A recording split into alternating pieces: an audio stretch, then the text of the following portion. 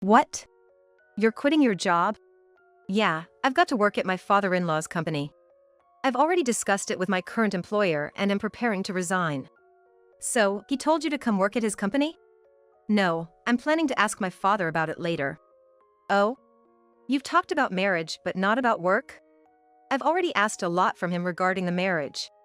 I'm just waiting a bit before making another request.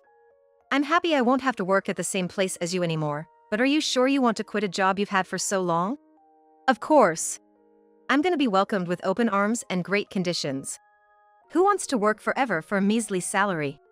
But you haven't even discussed this with the boss yet, right? That's easy. If I ask, it'll be done in no time. Next in line to be the boss, huh? That's a big jump. 2 days after our divorce, I ran into my ex-husband. It seems he remarried within these 2 days. And the new wife? A 19-year-old heiress. He's all set on taking over her family's company. I'm marrying a 19-year-old heiress. Goodbye to the life of a penniless. Then, bye. They seemed satisfied, gloating about their happiness as they waved goodbye with smiles. Seeing my naive ex-husband and his young, inexperienced heiress, I started feeling amused. He's not cut out to be a boss.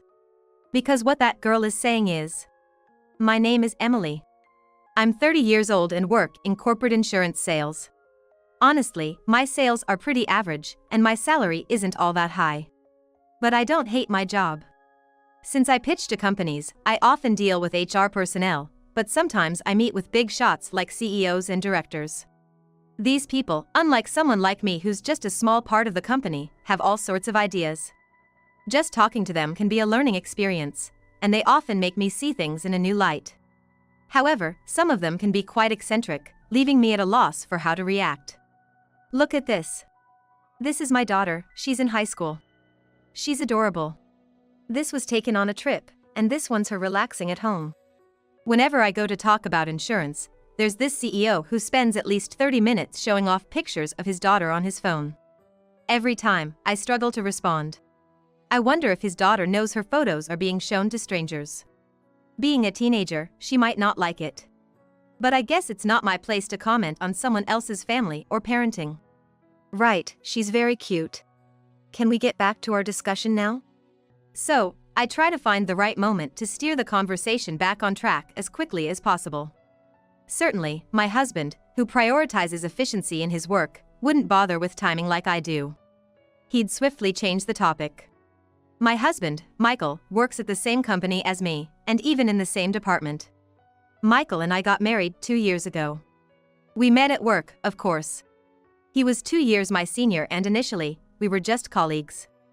Just propose this plan for now. But both plans have their merits, don't they? If they complain about the first plan, then offer the other as an alternative. What if they decide on the first plan and later have issues because we didn't introduce the other? When that happens, we'll just deal with it. Worrying about potential problems that might not even occur is just inefficient. When I first joined, I thought Michael was somewhat careless in his work. But working together showed me that wasn't the case. He's all about quick decisions and actions. It's not because he's sloppy, but because he bases his actions on solid knowledge and experience. He rarely makes mistakes. And on the off chance he does, he has the skill to manage the fallout. Over time, I came to admire his efficiency and how he handles a lot of work with ease. Our romance didn't have a dramatic beginning. We just naturally started dating after spending a lot of time together at work, having lunch and dinner together. Workplace romances are often like this. Maybe it's about becoming comfortable with each other's presence. Even after marriage, I still respect him as a colleague. His decisiveness is something I can't quite emulate, being somewhat indecisive myself. But that same quality of his led to an unexpected situation. We continued working at the same place after marriage.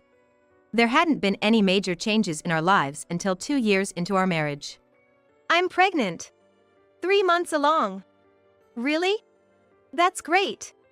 Hearing my news, Michael raised his arms in joy, almost hitting the ceiling. 2 years into our marriage. We had been worried about not being able to have a child, so it's no wonder Michael was overjoyed like a kid himself. If I didn't have to be careful, I'd be jumping for joy too. I'll handle the cooking and cleaning. Just sit back and relax on the weekends. But my belly isn't even that big yet, and I feel fine today. I can move around, you know? That's exactly the kind of carelessness I'm talking about. What if you get tired from cooking or slip while cleaning? All right. I guess I'll take it easy then. I couldn't help but laugh at the serious look on his face. He's always helped around the house, but since finding out I'm pregnant, he's been even more proactive. It's sweet that he's so concerned about my well-being, but with him doing so much, I find myself with more free time than I know what to do with at home. It's a luxury problem, I suppose. 3 months after he started treating me like a princess, I began handing over my work responsibilities as I prepared to take time off for childbirth and childcare. Since we work at the same place, Michael would be taking over some of my tasks. This company is due for a renewal soon, and that one is worried about liability risk, so suggest this plan to them. Yeah. You don't need to explain in detail. Just give me the company info and the insurance status, and I'll handle the rest. Just hand over that list. Michael took the documents I had prepared for the handover and, without listening to the end of my explanation, returned to his desk. Normally, I'd want someone to listen to my full explanation, but I knew he'd be fine. Besides, if he runs into anything he doesn't understand, we can always talk about it at work or at home. So, without worrying about him, I gratefully used the extra time for other tasks. Just as I thought, he smoothly took over the work without any issues. He was so efficient that the work left my hands earlier than expected. True to his nature, he's quick to decide and act. He's always fast in both judgment and action. As the rest of my tasks were gradually handed over, I was ready to go on leave with peace of mind. But just before I was about to start my break, a new worry suddenly emerged. Going out again this week? Yeah, just some social commitments. What about dinner? Don't need it. I'll be home late, so go to bed without waiting for me. As I rubbed my growing belly, I watched Michael leave the house for his weekend outings. When the front door closed with a thud, I felt a sense of emptiness and slowly made my way to the living room sofa. Sitting down, I started planning the rest of my day. Cleaning, shopping and cooking. Lately, Michael would leave home early on weekends and not return until late at night. He also stopped helping around the house. One's husband started coming home late and his attitude changed abruptly. This is a classic sign of infidelity. But Michael had been so kind until recently, and I was nearing my due date. So, even though the thought of infidelity crossed my mind, it quickly faded. I figured it must be work-related.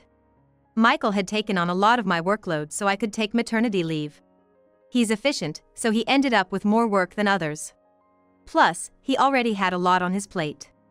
Even for someone like him, a sudden increase in workload could understandably lead to exhaustion and irritation. Thinking the change in Michael was because of me, I became overly conscious of his reactions. At work, I'd glance at him, trying to gauge his mood. At home, worried I might irritate him, I spoke less. When I absolutely had to talk to him, I carefully picked the right moment and watched his expressions. With his attitude change and my cautious approach, it was inevitable that our relationship became strained. I began to feel a distance between us. However, that gap was filled by our child. Wow, she's adorable today too. You say the same thing every time. You're with her 24/7, but I'm not. Let me enjoy this. Okay. After a while, I took maternity leave and gave birth. Now, I'm at my parents' house with our daughter. Since it's close to our home, Michael visits every weekend. He arrives in the morning and stays glued to our daughter until the evening. He's so fixated that I half-jokingly wonder if time has stopped for him. Seeing his face, I feel reassured, despite being a bit exasperated. Here, the juice and snacks you asked me to buy. Let me know if you need anything else. Thanks, this is a big help. If I ask my mom, she never buys the right things. I received a store bag from Michael with a smile. With the birth of our daughter, Michael returned to being the kind, caring husband he was before. Seeing her face probably blew away all his work stress. I hoped we would return to being a close couple, now with our daughter making our lives happier than before. But 6 months after our daughter's birth, his attitude began to change again. Keep it down. Make her stop crying. Don't be ridiculous. I took our crying daughter from the bedroom to calm her. Her night crying was a challenge for me too. But it's something unavoidable. In the living room, I soothed her until she stopped crying. Michael's attitude had changed again, and he wasn't helping with childcare or housework. So, calming our daughter at night became my sole responsibility. Of course, taking care of a child isn't just about dealing with night crying. I needed his help. But he seemed to have no intention of helping with childcare or housework. Sorry. I just can't handle everything alone. Can you help me? Huh? Aren't you off work right now? You've got plenty of time. How can you not manage? It's just your efficiency that's bad. Hearing Michael's words, I tried hard not to grip our daughter too tightly in my arms. Michael is always efficient, quickly and neatly doing everything. But his habit of making quick decisions and actions means he also makes mistakes sometimes. Does he think childcare is like work, where if there's a mistake, you just fix it? What if something happens to our daughter? My ears hurt from our daughter's crying, and my head ached from Michael's incomprehensible behavior. At this rate, he might make a serious mistake in caring for our child. It was late at night, but I decided to talk to him about it, returning to the bedroom with our now quiet daughter. When I got there, Michael was already asleep. I debated whether to wake him up to talk, but knowing that he would be grumpy and unlikely to listen properly if I did, I decided against it. I was exhausted too. So I chose to wait until the next morning to address it and went to sleep.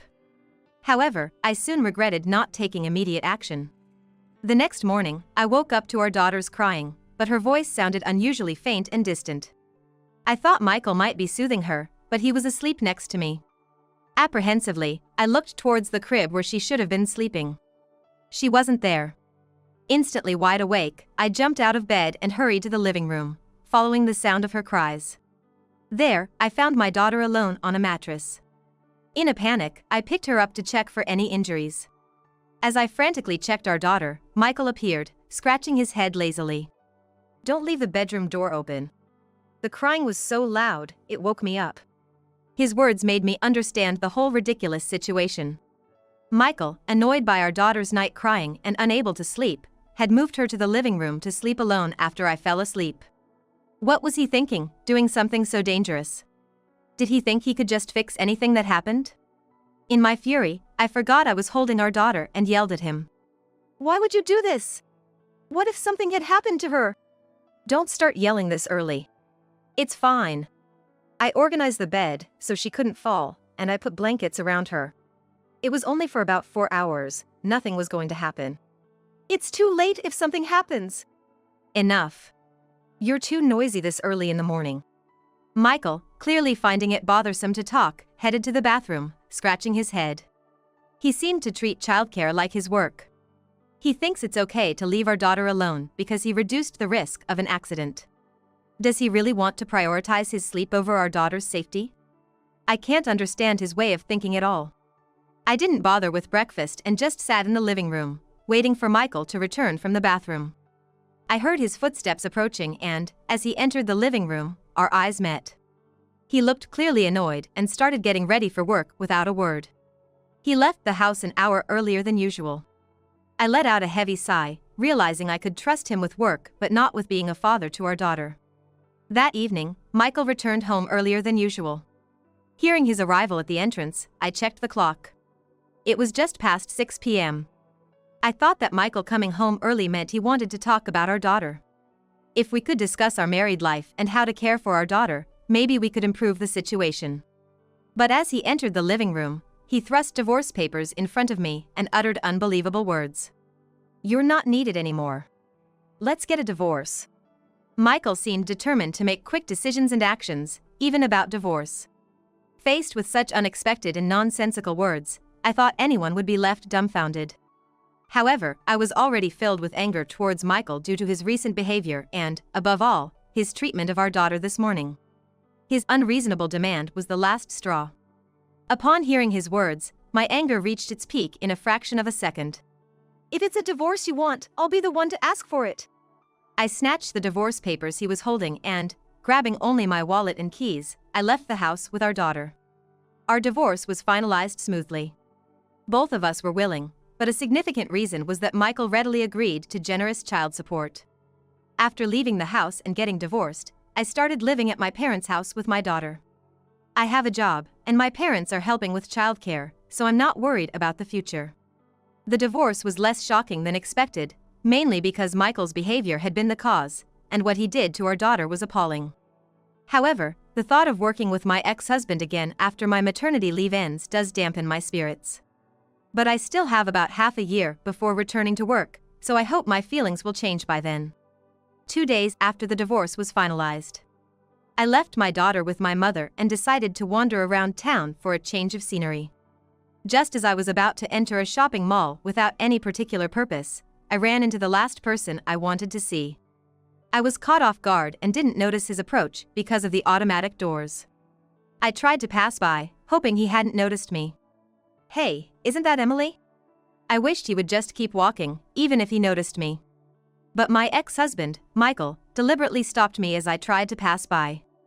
Pretending not to notice, I kept walking deeper into the shopping mall, but he went as far as to grab my shoulder to stop me. "Hey! Don't ignore me." "Oh, it's you." Given his persistence, I felt it would be wrong to keep ignoring him, so I reluctantly decided to talk to him. When I turned to face him, I noticed a young woman standing beside him. I couldn't help but stare at her in disbelief. "You're curious about her, right?" "I knew you would be." It seemed Michael stopped me to explain about this woman. He was already grinning. "She's my new wife. We're already married." "What?" I was shocked, more so than when he demanded a divorce. It felt like being hit on the head with a blunt object. Not only was he remarried just 2 days after our divorce, but his new wife was much younger. At 33, Michael seemed way too old for her. "You look so surprised." Michael, satisfied with my reaction, laughed loudly, not caring about the surroundings. The woman gently tugged at his sleeve. "Yeah, this is Emily, my former wife." "Nice to meet you, I'm Sophia, Michael's new wife." "Nice to meet you." Hearing her name, I looked at her again with disbelief. Michael's grin widened. "You must be thinking you've seen her face before, right? You should have seen her before. Maybe not met, but seen. Seen her face, but not met." I suddenly realized why she looked familiar. "She's the daughter of the president of the company I used to handle." "Exactly. You remembered it well." Now that I knew who she was, my mind cleared. But knowing her identity as the president's daughter brought a new wave of unease. "You married in these 2 days? You met her after you took over my job, right?" "Yeah. That president, just like you said, he really bragged about Sophia. The photos the president showed me of you were from when you were in high school. So, you're in college now?" "Yes. I'm 19 now, in college. I've been doing data entry part-time at my dad's company since I started college. I've never spoken to you, but I've seen you from a distance, Emily." He really found himself a young wife to remarry. Legally okay, but morally questionable to some. I stared at Michael with a cold look. "It was pure chance that I found Sophia. She was working quietly in the corner, so I didn't notice her at first." "That's right.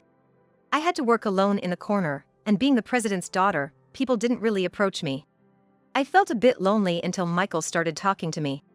I looked at Michael with a mix of disgust and disbelief, but they mistook it for envy and began telling their love story. But knowing when they met, I understood why Michael's behavior had changed. I thought his attitude changed because of the increased workload after taking over my job. But it seems I was overthinking it. The simple truth was he was having an affair.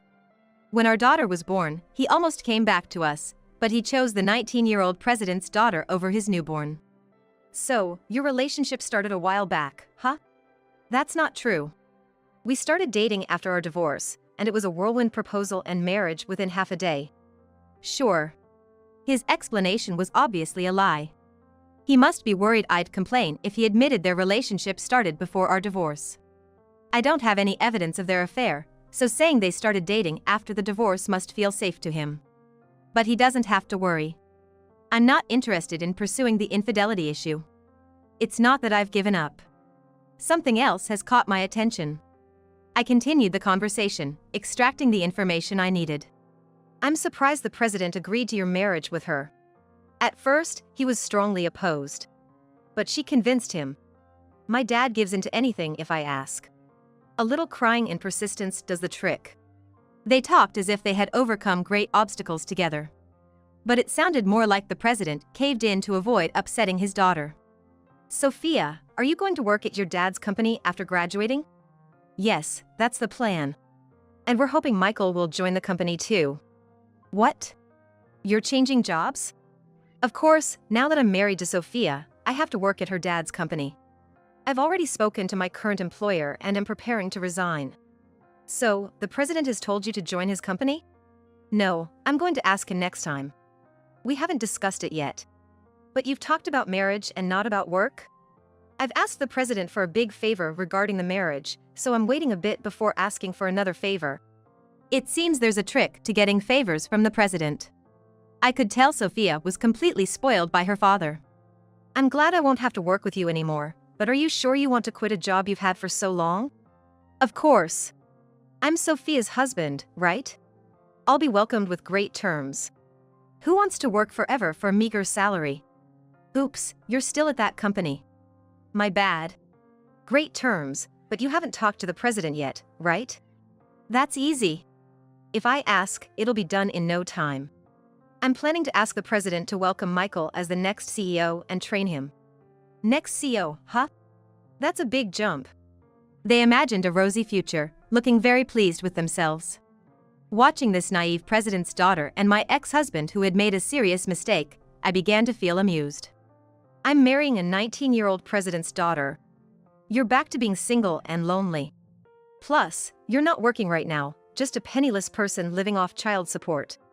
When you return to work, please continue handling our company. Take care. Satisfied with their happiness gloat, they waved at me with smiles and started to leave.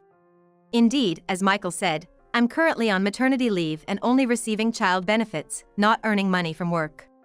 Even when I return, my salary will be average, so from a president's perspective, I might be considered poor. But Michael is making a big mistake. And the cause is right next to him, the president's daughter. Watching the president's daughter walk away, I imagined the kind of face my ex-husband, Michael, would soon make, and I couldn't help but burst into laughter. You're not going to become a CEO. I'll work hard to become one. Don't be so smug in the end. I just wanted to give him a warning, but he thought I was expressing sour grapes. Impossible for you to become. Because what that girl says is. I murmured softly, letting my inner thoughts slip out. If Michael had known the truth then, the damage might have been minimal. Such a pity. 3 months after running into Michael at the shopping mall, it was time to start preparing to return to work. I was gearing up to work hard again. Then, like a blow to my enthusiasm, I received a call from Michael. It seemed he had learned the truth. Hey! Remember you said I couldn't become a CEO? Did you know? His words were incomplete, but I knew what he meant. Yes, I knew. No matter how much Mocha pleaded with her dad, making you CEO was impossible, right? Why didn't you tell me then? That Mocha's dad was just a hired CEO. Michael sounded really panicked, his voice shaking. I wished I could see his expression over the phone. Indeed, Mocha's father was a hired CEO. It means there was an owner above him. The CEO manages the company but doesn't have the final say in crucial decisions. The decision about who will be the successor to the company is not something the CEO can decide on their own. Michael couldn't fix this, even with his usual efficiency. Sophia probably didn't know that her father was a hired CEO. Or maybe she didn't understand what that position entails. Otherwise, she wouldn't have suggested something as preposterous as welcoming Michael as the next CEO right away. At 19, it wouldn't be strange for her to be aware that her father was a hired CEO. However, she seemed to be indulged by her father, who holds the title of CEO, and didn't bother to understand the company's structure or her father's exact position. Additionally, while she worked part-time at the company, those around her, assuming she already knew, probably didn't bother to explain these details to her in depth. That's why I warned you that you couldn't become a CEO. Damn it! I should have researched the company more. You might have realized it earlier if you had listened to my explanations when you took over my job. I had handed over my work to Michael before my leave. He had taken only the necessary documents from me and didn't bother with the details. I learned about the hired CEO during casual conversations with the president, information not crucial enough for my reports. Michael's impulsive, efficient work style backfired. I've already quit my job. What should I do now? Can't you just get a regular job there? even a hired CEO has that much authority, right? That's the thing. Sophia and I are talking about divorce. What? Really? I burst out laughing. How much more could this president's daughter and Michael amuse me? It was as if they were doing it on purpose to cheer me up. We've only been married 3 months. She's always complaining, won't do housework, just wants to go out. Well, that's typical for a 19-year-old college student. I had overlooked something important. Michael remarried a 19-year-old college student.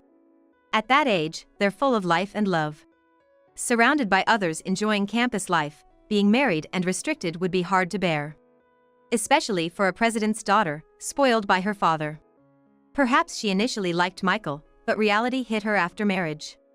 Michael's new wife likely married him in the heat of a passionate romance, but probably couldn't endure the gap between ideal and reality. It's understandable for a 19-year-old college student. Michael's choice to propose so quickly, thinking he'd benefit from marrying the president's daughter, was also to blame. In a way, she might be a victim too. You didn't think about her at all, only about yourself. It's your own fault. So, how's the divorce proceeding? She's 19, you know. You better not be trying to manipulate her into getting back together. That's just it. I haven't been able to contact Sophia since she left the house. Then how are you handling the negotiations? The president got involved. Sophia ran back to her parents' house, asking her father for help. Then he contacted me. Said he won't forgive me for making his daughter cry. Told me to wait for a call from his lawyer. I shuddered, imagining the angry president. He adored his daughter, showing off her pictures to others. Despite marrying her off, she returned home crying for help within 3 months. I can understand why he couldn't forgive that. Even as a hired CEO, a president is still a president. He has money and power. Given that such a person told him he wouldn't forgive him, it's no wonder that he is trembling in fear. Emily, what do you think I should do? I don't know. Figure it out yourself. I ended the call with a laugh. Feeling better knowing Michael was in trouble, I decided to take my daughter for a walk in the park.